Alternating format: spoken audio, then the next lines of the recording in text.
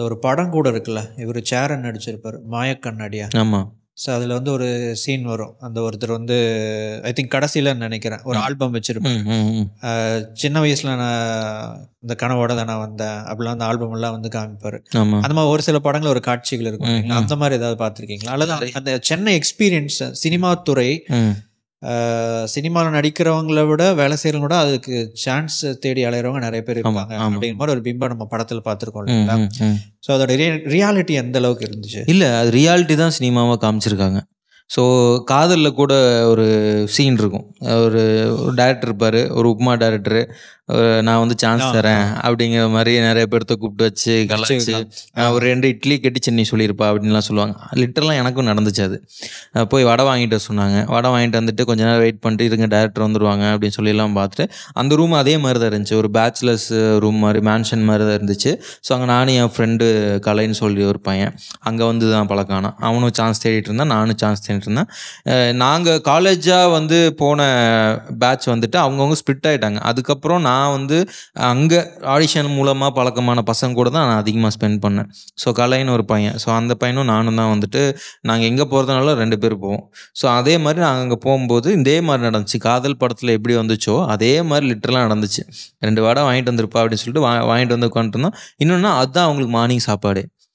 யாராவது ஒருத்தவங்க ஆடிஷனுக்கு வர்றாங்க அப்படின்னா, ஆடிஷன் மாதிரி வந்து இப்படி டேரக்டர் வந்து கேள்விப்பட்டு வராங்கன்னா அவங்கக்கிட்ட தான் அவங்க காசு வாங்கி அவங்க சாப்பிட்றதா இருக்கட்டும் எல்லாமே பண்ணுவாங்க.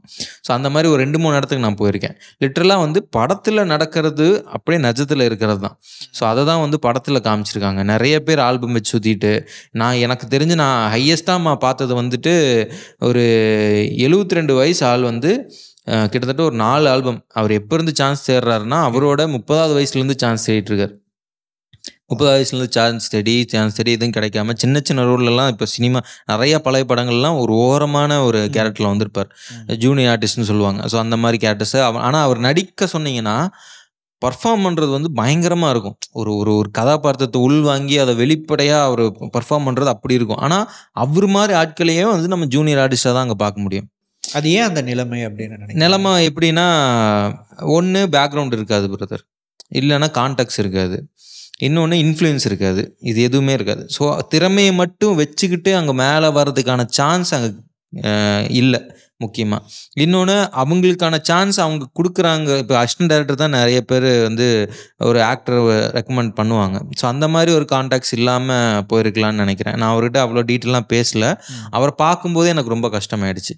சினிமா தான் வாழ்க்கைன்னு இப்போ இருக்காரா இல்லையான்னு கூட தெரில. பட்டு அவர் சினிமா தான் வாழ்க்கைன்னு அந்த ஒரு 30 வயசுலேருந்து அந்த வயசு வரைக்கும் ஸ்ட்ரகிள் ஆகி நின்றுருந்தார். ஸோ அதெல்லாம் பார்க்கும்போது ஒரு மாதிரி கஷ்டமாக போச்சு. அதெல்லாம் தான் வந்துட்டு என்னை வந்து சென்னையில் இருக்க விடல. வேணாம், நம்ம கோயம்புத்தூரில் வந்துட்டு இது ரிலேட்டடாகவே நம்ம எதாவது பண்ணிக்கலாம் அப்படின்னு சொல்லிட்டு இங்கே வர வச்சது காரணம். கோயம்புத்தூர் வந்துட்டு ஒரு யூடியூப் சேனல் ஒர்க் பண்ண ஆரம்பிச்சிங்க. அதுக்கப்புறம் அங்கே வந்து உங்களுக்கு என்னென்ன மாதிரி அனுபவங்கள் வந்து அங்கே உங்களுக்கு ஒரு கான்ஃபிடென்ட்டை கொடுத்துச்சு? ஓகே, நம்ம ஒரு தனியாக சேனல் ஆரம்பிக்கலாம் அப்படின்னு சொல்லிட்டு. உண்மை சொல்லணுன்னா, அது சொல்லாமான்னு தெரில. உண்மை சொல்லணுன்னா எனக்கு அங்கே வந்து சூழ்நிலை பிடிக்கல. அங்கே இருந்த சூழ்நிலை பிடிக்கல. நிறையா நான் வந்து சென்னையில் பார்த்த சில அரசியல்களாக இருக்கட்டும், சில கருத்து முரண்களாக இருக்கட்டும், அதை நான் அங்கேயும் பார்த்தேன். ஸோ ஒரு ரெப்யூட்டட் சேனலு, எல்லோரும் நம்பி வந்து பார்க்குற ஒரு சேனலு, வெளியில் ப்ரொஜெக்ட் ஆகிற விதம் வேறு மாதிரி இருக்குது, உள்ளே வந்து ப்ரொஜெக்ட் ஆகிற விதம் வேறு மாதிரி இருக்குது. ஸோ இப்போ கூட ரீசெண்டாக நிறைய பேர் அதுலேருந்து வெளியே வந்துட்டாங்க. ஸோ நான் அப்போவே கெஸ் பண்ணிட்டேன், இது இப்படி தான் இருக்க போகுது, இதனால் நம்மளுக்கு எந்த ஒரு யூஸ்ஃபுல்லாகவும் இருக்க போகிறது கிடையாது, நம்ம ஃப்யூச்சர் இப்படியே தான் இருக்க போகுது. அதனால் நான் அதை ஜட்ஜ் பண்ணிவிட்டு சொல்லிவிட்டு நான் வெளியே வந்துட்டேன்.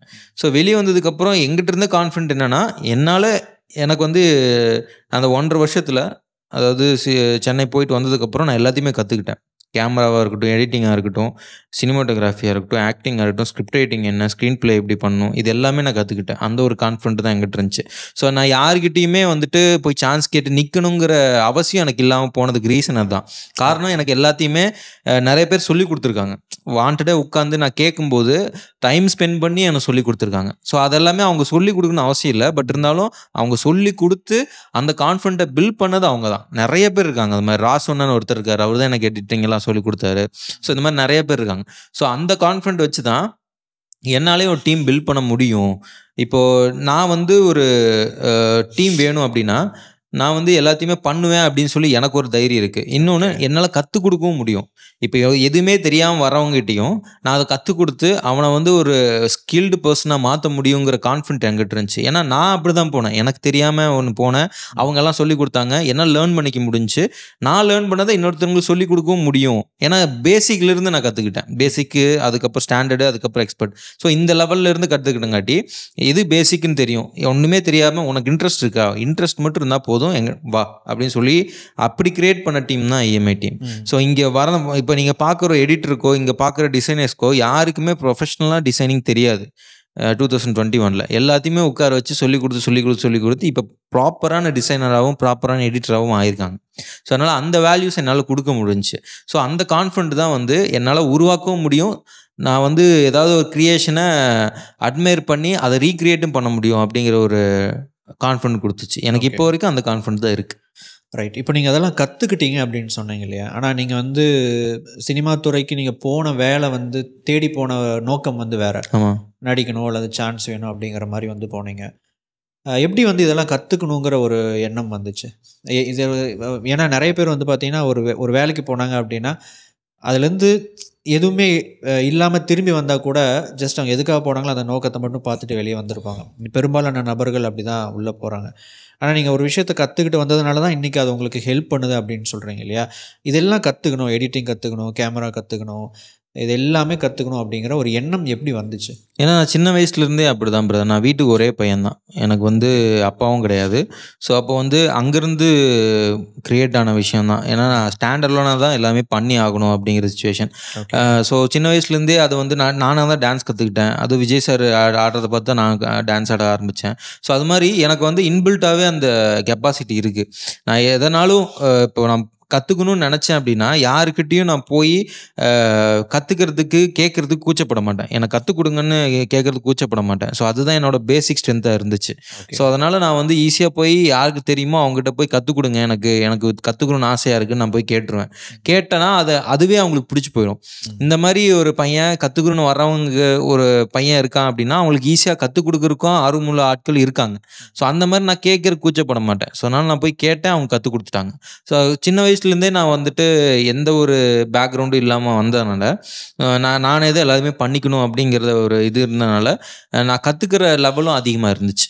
ஸோ அதனால் இதெல்லாம் தெரிஞ்சு வச்சுக்கிட்டா தான் நம்ம ஏதாவது பண்ண முடியும் அப்படிங்கிற அந்த ஒரு மைண்ட் செட் இருந்தது. ஆமாம், சூப்பர். ஓகே நண்பர்களே, இந்த வீடியோனுடைய கடைசி பகுதிக்கு நம்ம வந்திருக்கிறோம். இது தமிழ் பிஸ்னஸ் பாட்காஸ்ட்டில் போடப்பட்ட ஒரு பாட்காஸ்ட் எபிசோட்லேருந்து எடுக்கப்பட்ட ஒரு சின்ன பகுதி தான். இதை விட அதிக வேல்யூபிளான இன்ஃபர்மேஷன் அண்ட் இன்ட்ரெஸ்டிங்கான விஷயங்கள் இந்த ஃபுல் எபிசோடில் இருக்குது.